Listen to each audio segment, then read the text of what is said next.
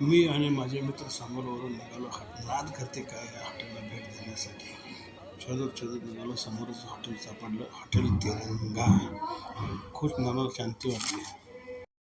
हात स्वच्छ धुवून आम्ही हॉटेलमध्ये प्रवेश करतो ना करतो तोपर्यंत मालक लक्ष्मण भोसले समोर आले आणि म्हणाले, MS45 पाशिंग आहे म्हणल्यावर तुम्ही सोलापूरचं का? तर आम्ही म्हणालो नाही, आम्ही सांगोलवरून आलो, खास हॉटेल तिरंगांना भेट देण्यासाठी. नाद करते काय ही पद्धत काय आहे हे बघण्यासाठी खास आम्ही आज तुमच्या हॉटेलला भेट देतो.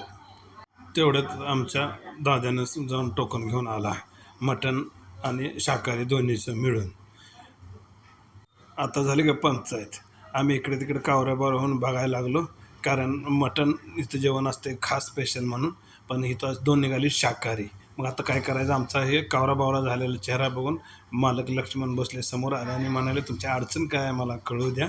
आम्ही लगेच सांगितले की यात 2 शाकाहारी आहेत आणि राहिलेले मांसाहारी आहेत. तर मालक म्हणाले, इथे शाकाहारीसुद्धा खूप छान जेवण मिळतं, तुम्हाला पाहिजे तर तुमच्या फॅमिली पलीकडल्या हॉटेलमध्ये जाऊन बसा, नसेल तर इथं बसून खावा, काहीही अडचण नाही, तुम्हाला पाहिजे तर आम्ही ऑर्डर आणून देतो. ऑर्डर दिल्यानंतर 20 मिनटं लागतात कमीत कमी, पण आज गुरुवार असल्यामुळं थोडंसं लवकर ऑर्डर येईल अशी आमची अपेक्षा होती. त्यावर आम्ही आमच्या गप्पा लागलो मारायला इकडच्या तिकडच्या. हॉटेल तिरंगा नाद करते काय खूप छान वाटते आणि एक छोटासा उद्योजक एवढी मोठी अचिव्हमेंट करतो.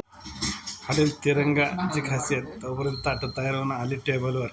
तर्री बिरी बघून दाद्या झाला खुश. दाद्यानं लगेच फरमाईश दिली, डबल तरी मारून येऊ द्या. दाद्या तिखट खायला लय ताट.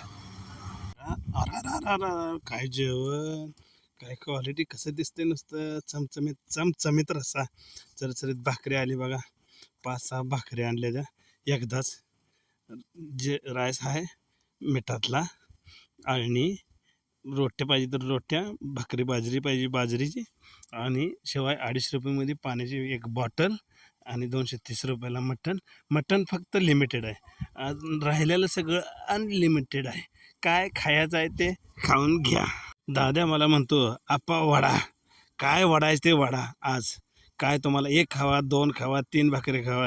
दाद्या लयच खुश झालता. दाद्या खास लक्ष्मण भोसलेंना भेटायसाठी हॉटेल तिरंगावर आला होता. म्हटलं, आप्पा पाहिजे तर मी खर्च करतो, तुमचं मटणाचं ताटाचं पैसे मी देतो, पण मला तुम्ही आज घेऊन चला. मी म्हटलं, चल दादा, एवढं काय असते, मग आपण आलोयच तर जाऊन येऊया हॉटेल तिरंगावर. आणि तिरंगावर गेलो. दादा लय खुश झाला. बघा कसा दादा लगेच म्हणतो या, एकच नंबर.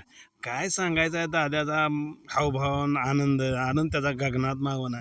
आणि लगेच शाकाहारी आमच्या शेजारीच बसलेला विष्णू पाटील आणि पाटील दुसरा एक आहे नाजऱ्याचा, जेवण करून अगदी चमचमीत जेवण करून मी बाजूला बसलोय, तरी बी ह्यांचं काय जेवण उरकं नाही. मी म्हटलं, अरे उरकाय की किती दिवसाचं खात आहे.